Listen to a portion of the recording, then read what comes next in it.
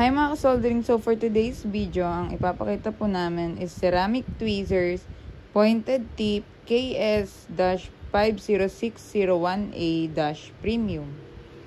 So ito po siya guys. Ayan po ang aming ceramic tweezer KS-50601A-Premium. Ayan siya. Kita niyo ang napakagandang tweezer. Ayan po siya sa back. Makikita po niyo dyan yung mga features and functions. Ayan.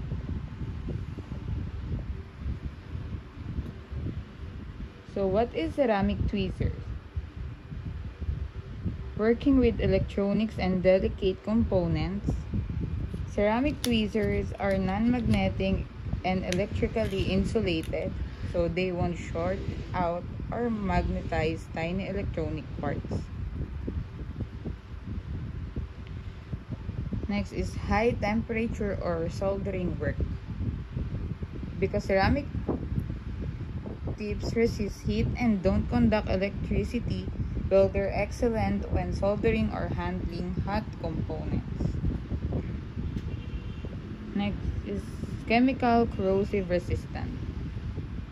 Ceramic resists corrosion from many chemicals, acid, and solvents, so in labs or chemical work where metal tweezers might corrode or contaminate samples, ceramic is safer. Kita niyo siya guys, pagka-pointed niya. Next is precision task with tiny or sensitive parts. The fine tip allows precise handling of small parts, delicate pieces, or even biological or optical components without scratching or damaging them. Here are some typical use cases. Assembly or repair of electronic devices or circuit boards, soldering or desoldering, handling components while soldering or holding hot parts safely.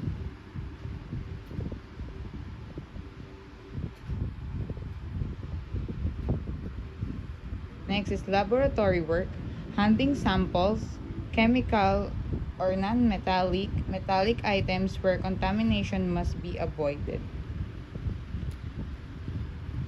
Next is precision crafting, jewelry work, watch repair, or any job requiring fine grip and minimal risk of damage.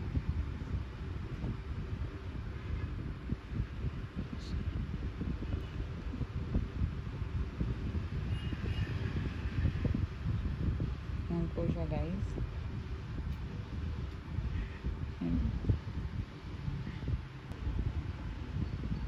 Why you choose ceramic over metal tweezers?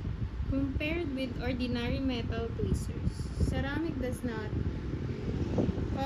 conduct electricity, safer for electronics, more resistant to heat, wear, chemical corrosion, longer lasting, and usable in harsher environments. Non-magnetic and non-metallic, good when magnetism or metal contamination could interfere.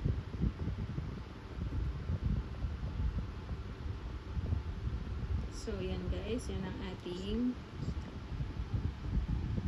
ceramic tweezer pointed tip KS-50601A Premium. Yan siya guys, kitang-kita nyo naman yung pagka-pointed ng ating ceramic tweezer.